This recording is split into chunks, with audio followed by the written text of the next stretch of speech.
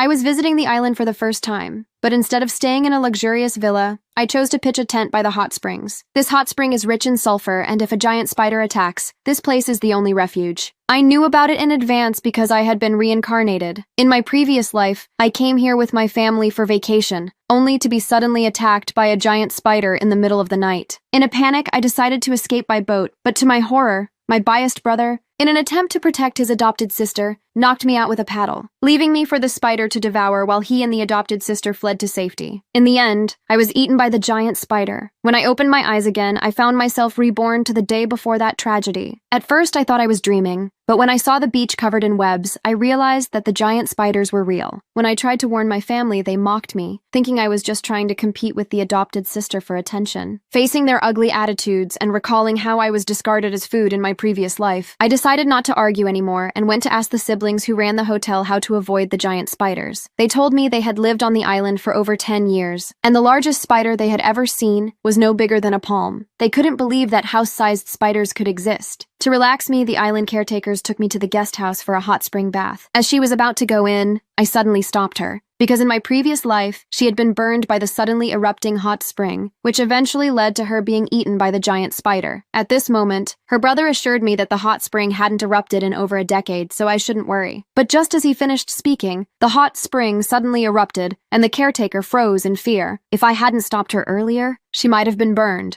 Seeing this, I immediately warned the siblings, telling them that at midnight the giant spider would appear, and we needed to find a way to protect ourselves. Trusting me, the siblings decided to split up and prepare. Using my years of experience living in the countryside, I gathered mugwort and lime, hoping they would repel the giant spider. But when the brothers saw it, they complained about the smell of the lime water and kicked the bucket over in disdain. To teach me a lesson, they decided I would sleep on the sofa that night, leaving the biggest room for the adopted sister. I agreed without hesitation because I knew that once the spider arrived, the whole guest house would be covered in webs, and staying inside would be like waiting for death. The sulfur-rich hot spring had a natural repellent effect. With that in mind, I packed my things and set up a tent by the hot spring. To be extra safe, I scattered lime and mugwort around the tent. With 3 hours left before the spider's arrival, I knew that the spider hated strong smells. As long as I kept burning the mugwort, the giant spider wouldn't dare approach. But just when I thought everything was set, the brothers came and splashed water over my mugwort, because it was the adopted sister's birthday, and they were throwing a party for her. They thought I was deliberately making things difficult by burning the smelly herbs. My older brother warned me to stop making trouble, or he would sever ties with me. I couldn't help but laugh coldly. Since the day I was taken in, they had always cared more about the adopted sister. So why should I bother anymore? After they left, I took the siblings into the tent, and based on the timing from my previous life, I knew the giant spider would appear any minute. We couldn't leave the